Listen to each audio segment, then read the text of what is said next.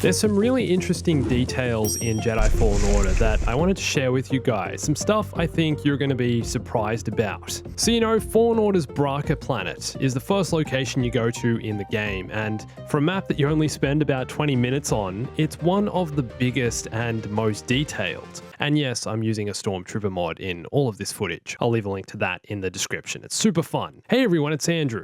Today I'll be using the flying glitch to go out of bounds on Bracca and explore some sections of this planet that have really surprised me. There's some highly textured things way off in the distance you can go visit, a few Clone Wars references, and details I really wasn't expecting to see. And to film this video, I'm using the True New Game Plus mod created by Caliste, which allows you to replay Jedi Fallen Order with all of Cal Kestis's abilities already unlocked. Obviously in this mission, because it's the first mission of the game, Cal has nothing, so I had to use a mod to use the flying glitch. And you do have to be a bit careful if you want to try this mod out, as obviously unlocking all of Cal's abilities is inherently tied to the story of Fallen Order, so it can be a bit of a game breaker in some ways. But anyway, let's do this. So first of all, right at the start of the game is this first platform where you spawn in standing right here, and if you jump off the ledge, you immediately die. You can't actually get down here, but if you use the flying glitch, quickly spamming the jump and force slow buttons over and over again,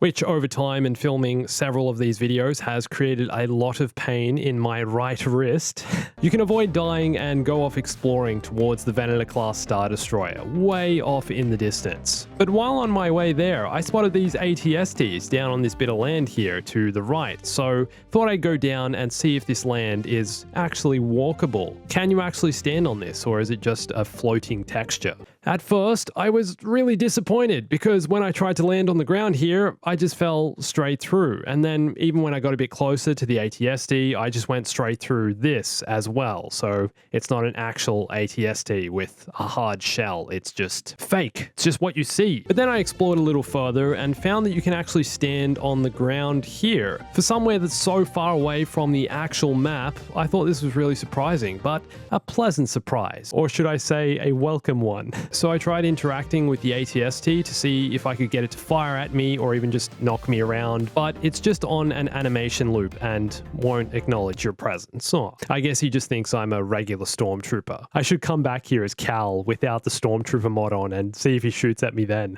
Okay, so that's the AT-ST, and you can walk a bit more around on the ground here and go a little further. But now for the giant Venator class Star Destroyer. I know it seems really unlikely, but I so badly wanted to be able to get on top of this thing and just walk around. Have you ever walked on top of a Star Destroyer, apart from in the campaign, I guess? But anyway, not freely. But of course, as to be expected, I was disappointed. You fall right through this thing. But I zoomed the camera back in Jedi Fallen Order's photo mode, and I think this image here just gives you an idea of the scale of this map and of this ship. It's gigantic. And so I proceeded onwards. The bridge you can also stand on, and inside is just bare, empty. The same goes for down here.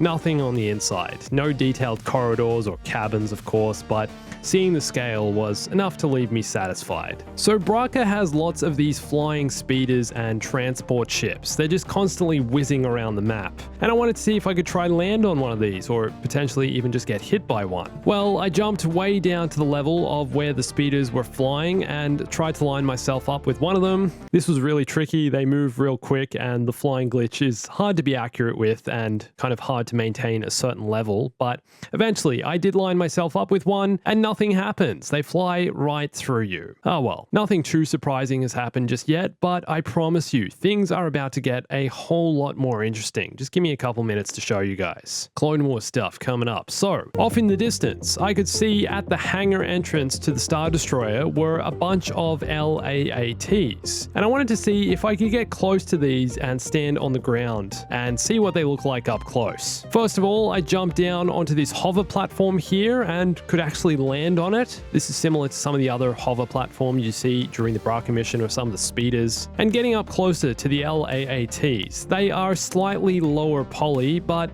overall, not too bad. You can even see the Republic symbol on the side of them. And so I started to make my way over towards the hangar entrance to the Star Destroyer, and this whole area of land here is actually real and can be walked on. This almost feels like another section of the map that was going to be included in the game, and you see the entrance to the Star Destroyer. Pretty cool detail here. But getting closer to the actual entrance of the hangar, the ramp to the inside isn't actually real and you can't walk on this, so I had to continue jumping to get a decent shot of the AT-TEs. And there's 3 of them parked at the entrance of the Star Destroyer and a wall that closes off the inside, so you can't actually get inside the giant hangar and go exploring in there because it doesn't exist. So on the way over here, I also noticed this giant slide that looks like one of the slides you ride down during the game, and I wanted to see if it was an actual slide and if I could ride down it now, even though it's way outside the map. It's nowhere near anything. Whoa, you actually can.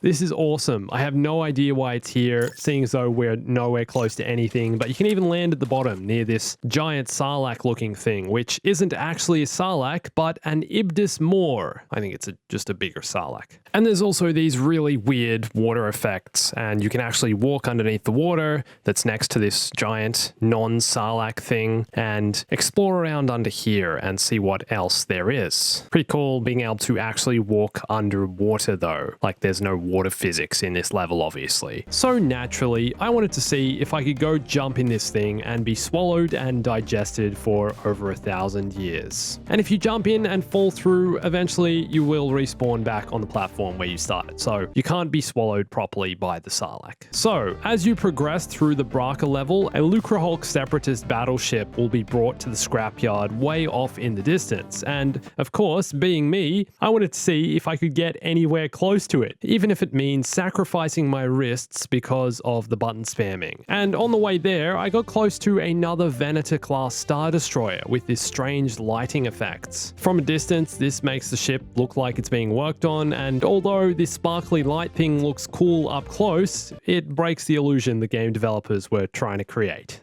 Okay, so after about 15 minutes of button spamming, I got to about here and decided to call it quits because I don't think I'm even halfway. The ship is still way off in the distance, and after zooming in with the camera, you can see here that it's a lower poly render and probably not going to be worth going all the way out there. So please forgive me guys for not making it, but it means I'll be able to create more videos because I won't have carpal tunnel syndrome in my wrists from button spamming just to see the Lucrehulk. So next, I wanted to see if I could get over to this scrapyard with the LAATs and AT-TEs. And at first, getting over here, I was really worried because I fell straight through the floor, even where the Scrapper Guild workers were standing. But you can actually go walk amongst all the Clone Wars vehicles. It's very cool seeing all these vehicles up close and realizing this is the aftermath of the Clone Wars. It's kind of heavy, to be honest. Realizing most of the clones are probably dead by now or have changed to stormtroopers, realizing these ships could have been used to kill Jedi, it's heavy stuff. And it makes me want to pilot and drive them around. Might have to go back and play some Battlefront 2 to jump in an AT-TE. But this AT-ST has me worried. It seems the Empire have invented new powers of being able to walk on nothing. It's basically a hover AT-ST. You also can't interact with this one or get it to shoot at you. And then I noticed this gateway up here with some Aurebesh writing on top. This translates to QUYOV. No idea what this means. Is it an Easter egg or a reference to something? Who knows? Perhaps the developers put it in the game as an in-joke, but you can walk underneath, which is pretty neat. Okay, I just briefly want to go explore what happens after Prouf gets killed and while you're on the train. If you jump up above the train and try get away from it, it's interesting that the train doesn't take off and, get away from you because, you're just jumping at regular jumping speed and the train looks like it's moving incredibly quickly. But then if you take a closer look around you, you'll realize that the train isn't actually moving at all. It's the world around you that's moving. It's an illusion. It's an interesting game design choice, obviously how they made this mission work. So there you go guys. guys? Did some of this stuff surprise you? And are there any other hidden secrets or things I might have missed while exploring Out of Bounds that you might have seen? And what do you want me to explore next? Let me know in the comments. And last week, I tested to see if I could figure out all the ways of being able to defeat Jedi Fallen Order's invincible boss, Gyro T'Pol. If you want to watch that video, there's a link to it here. And follow me on Instagram, Twitter, and join my Discord for more Star Wars gaming, news, Easter eggs, and lots more. Let me know what you want me to explore next. And thanks for watching this. My name's Andrew. I'll catch you soon. Stay bombastic.